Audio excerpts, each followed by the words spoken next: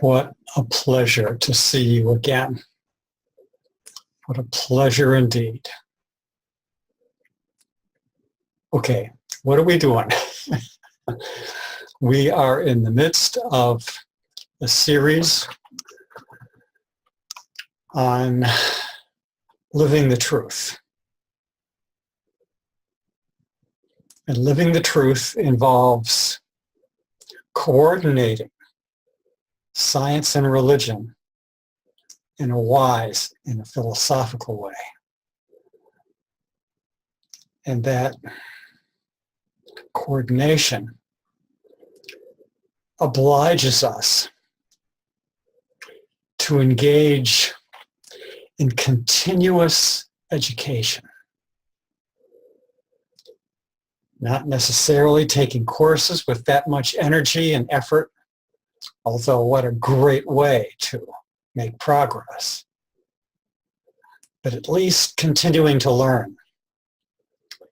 And so today I would like to share with you some of the fruits of my learning on the psychological topic of love.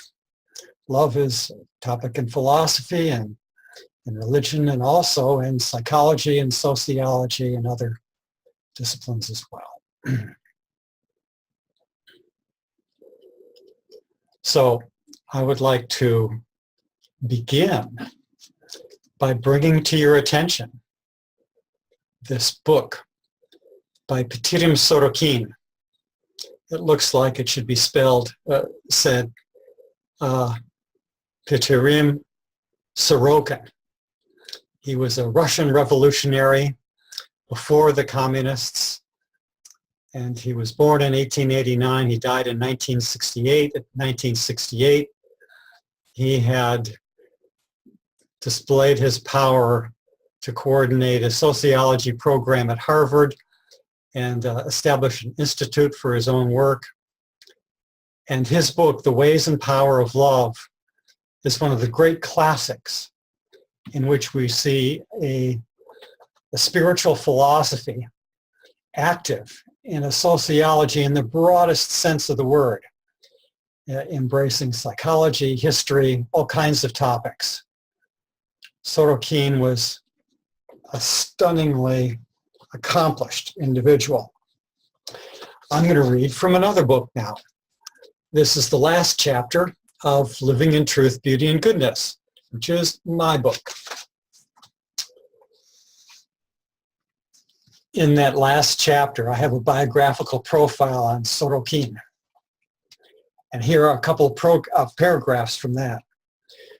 Sorokin's scientific perspective complements the idea of love as a gift of God. Sociologically speaking, love does not simply descend from above. It needs to be maintained by groups with, and I begin a quote now, groups with the necessary minimum of solidarity, cooperation, goodwill, and peaceful relations among their members. In the family, community, state, nation, labor union, political party, or religious group. Love, solidarity, and peaceful relationships in any group do not fall by themselves from heaven. According to Sorokin, as a result of our participation in different social groups, that was the end of the quote now, I'm summarizing. As a result of our participation in different social groups, the self contains a variety of clusters of meanings and values, beliefs, norms, and habits. This observation gives us all the more reason to welcome love as a unifier of human character. Sorokin's broad and integrated concept of love made it accessible to scientific research. He proposed the study of love energy in its production, accumulation, and distribution. He wrote of 5 dimensions of love: intensity, or the degree to which one's full energies are mobilized; breadth of inclusiveness toward all humankind; durability from a moment to a lifetime, purity, or the degree of admixture of base motives, adequacy in the subject. In other words, the love must not be unwise, misled, ignorant, or blind, and effectiveness in bringing good to the recipient. And Sorokin did not claim that his survey was complete. Quote, the religious, ethical, ontological, physical, biological, psychological, and social phases of love do not exhaust it. On the contrary, they show the infinite richness of this participant in the absolute. End quote. His sense of the infinity of divine love prevented him from attempting to construct a complete or formal system that would preempt new discoveries. That's as much as I will permit myself to take from my biographical profile of this extraordinary and heroic individual. And now I want to begin to share with you how it is that we can do scientific living in practice. We need, as I was beginning to say, we need to be engaged in continuing education. And in order to research a topic of our inquiry, such as love or empathy and altruism, we need an overview of our subject. And so we might take, for example, a look at Amazon.com, typing in Introduction to Psychology or Introduction to Social Psychology, something like that. And that will lead us to any number of books. And we can pick one of them and look at the table of contents and see the titles under which researchers are organizing their work. And with a little bit of further exploration, we can discover who are some of the leading researchers in these particular topics. And on that basis, we can go and look for other work. We can find, for example, in Psychology Today, a very famous popular periodical, but whose articles are written by professional psychologists. There's a section there, there's a tab called Get Help. And that tab is in fact helpful.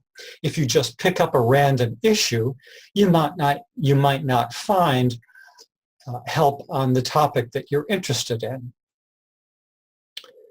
But once you know who some of the leading people are, then you can go to YouTube and see if there are videos by these people. Barbara Fredrickson is one of my favorite among the school of positive psychology.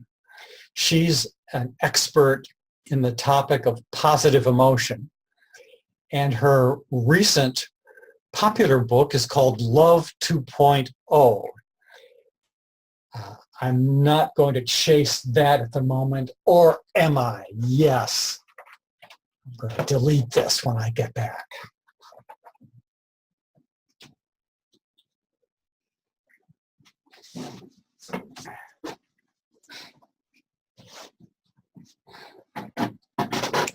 Barbara Fredrickson. Here are two stunningly effective books of hers. She's a super researcher, but she also knows how to make her work accessible to a broad audience. And this one, Positivity, is one of my favorite books on the topic. Her more recent book is this one, Love 2.0. She's one of the places to start. She's got videos on YouTube, and I recommend, I'm sure there are many people who are perhaps equally helpful, but she's one that I happen to know. I refer to her when I begin my part 2 in my book, I've got lessons on feeling from psychology, which summarizes some of her work. But on the topic of love, I also want to draw to your attention to Stephen G. Post. Stephen G. Post. He's got an institute for research on unlimited love, and that's a great place to meet researchers and research papers and short videos. This is one of my favorite books of his. It's a popular book that combines summaries of academic work. And as such, I have found it personally enlightening. And Stephen is a friend, a most delightful speaker. I can't say enough about this brother. So now you've got, I hope, some motivation to add a bit to your understanding of science as related to love and psychology and biology, for that matter, and sociology, and some ways of beginning to get into the sources that will help you learn a little bit more without too much, without overly consuming the time in what is likely to be a busy schedule. All the best in your searching and in your loving.